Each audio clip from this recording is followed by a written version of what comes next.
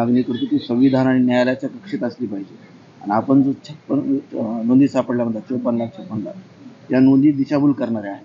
आता मीडियाच्या बांधवाच्या माध्यमातून सांगितलंय, मीडियाच्या बांधवांनीच ते आकडा सांगितलेला आहे.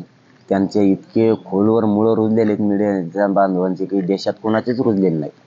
आणि सरकारनं सुद्धा 1-2 वेळेस सांगितलेलं आहे. आम्ही सांगितलंय म्हणजे आम्ही त्यांनी सांगितलेलं तेच तुम्हाला सांगितलेलं आहे. त्यामुळं काय सांगायचं आणि असंविधानिक मागणी आहे का नाही, आता ते तर अभ्यासक आहेत, त्यांच्या तर लक्षातच यायला पाहिजे संविधानिक आहे का नाही. कारण ज्या मराठा समाजाच्या 54,00,000 नोंदी सापडल्या ते संविधानाच्या नियमात आहेत, कायद्याच्या चौकटीत घेतली, एवढे त्यांच्या 100% लक्षात यायलाच पाहिजे. आणि त्यांच्या आरक्षणाला कुठं आम्ही धक्का लावतोय. एसटीच्या NT आणि VJNTच्या धनगर बांधवांच्या आणि वंजारी बांधवांच्या आरक्षणाला आमच्यामुळे धक्काच लागत.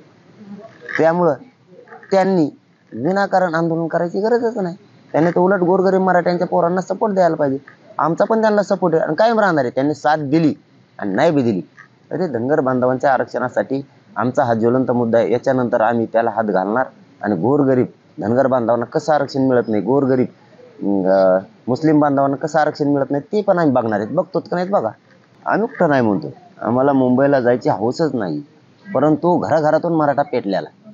मराठे घरातून उठणार आणि एवढीच वेळ मराठ्यांना पुन्हा एकदा एकजूट दाखवणे हे शेवटचं आंदोलन.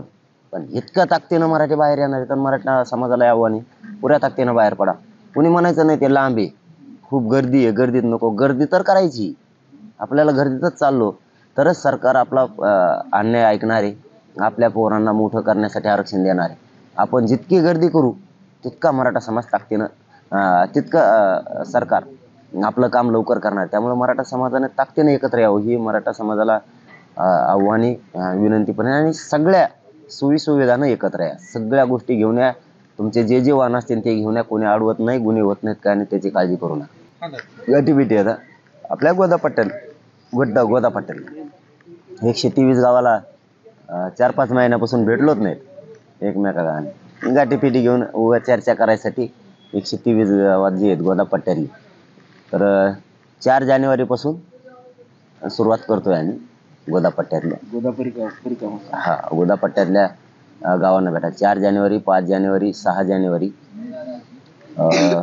7 जानेवारी, बहुतेक 8 जानेवारीपर्यंत टाकलाय रात्री. आता ते लिहिलेलं थोडं राहिले मागं गडबडीत.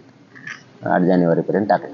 पण इथल्या इथंच येतो गोदापट्ट्यात. पहिले जे 123 गावांना उठाव केला होता मराठा आरक्षणासाठी, त्यांच्याकडे जाणंच नाही झालं 4-5 महिन्यात. महाराष्ट्रभर जाणं झालं सगळ्या मराठा बांधवांकडे, त्यांच्याकडे जाणंच नाही झालं. तर मग ते त्यांच्याकडे जायचं ठरवलं.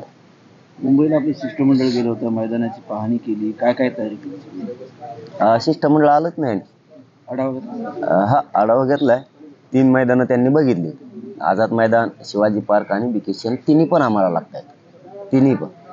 मग आमरण उपोषण मात्र आझाद मैदानला होणार आहे किंवा मग शिवाजी पार्कला होणार आहे. दोन्हीपैकी एका जागा 100% होणार आहे. दोन्ही ग्राउंड आम्हाला लागत आहेत आणि सरकार ते उपलब्ध करून देईल 100%. कारण संख्या मोठी असल्यामुळं सरकार ती सुविधा सोयी करणार.